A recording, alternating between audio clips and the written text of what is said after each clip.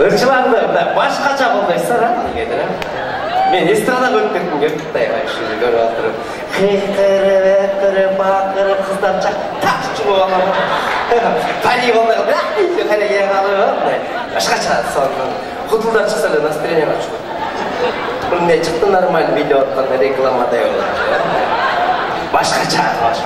Ырчыларды сүрөткө тартып, чуркап келип, могу жерге тартып. Мени тартпагыла. Соткаларга вирус киргенчи. Шачын. Ырчыларга мындай башкача. Себеби тура эле адам жашоодо мамилесине жараша мамиле көрөт да, кайрачы. Ырчылар чыгып алат, сиздерди аябай жыргата сагынам, болсо деп да, сагынып аткан турбайбы да, мындай. Жан деп отур. Ушундай мумиядан жок беле деген киши башат да. Кудучалар.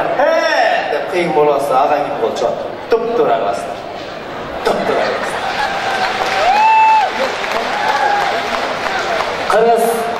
Кыргыз өзү оригинал деп кыргыз болуп калган аябай сүйүнөм. Себеби кыргыздардын да балдары башкача болот дейт го. Конечно, башкача болобуз. Бизде атабыз келип өзүбүздөн сурайт, кимдин баласы? Өзүнүн атасы өзүнүн баласынан сураганда баласын кышасы келип калат го, ким баласы? По-моему, ушунун эле баласы болчу эле. Кыргыздарда мындай башкача да.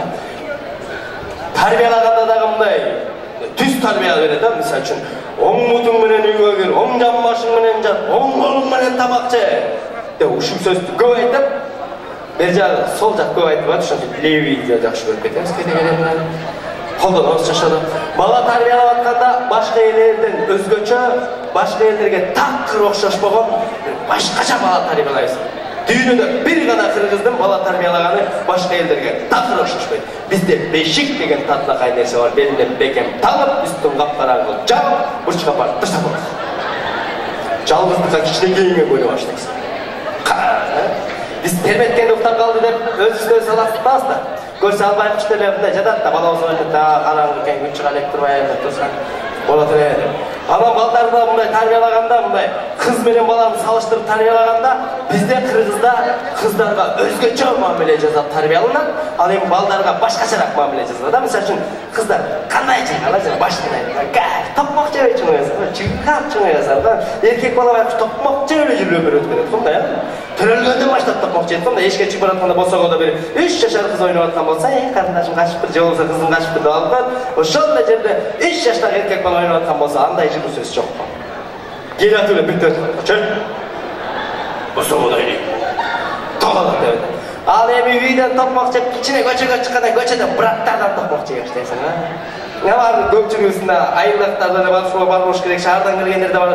Айылда бизди браттар кармалганда башкача кармайт да, кармап туруп эле мурдума муштум тагат. Бозожуттан отобу же канжыттан отобу дейт. Байкелерибиздин колу бозожуттанып босо көтөрүп берет элек ушундай болду.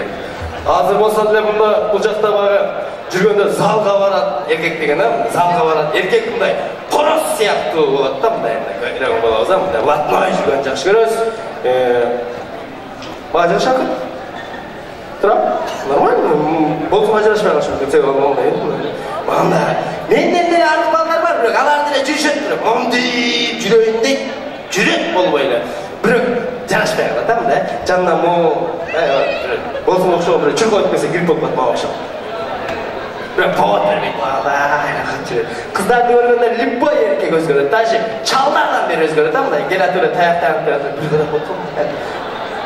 По-любому эркек да, мына. Ошондон улам айтылса керек, аялдын тилине, анан эркектин жүрөгүнө буруш түшпөйт депчи.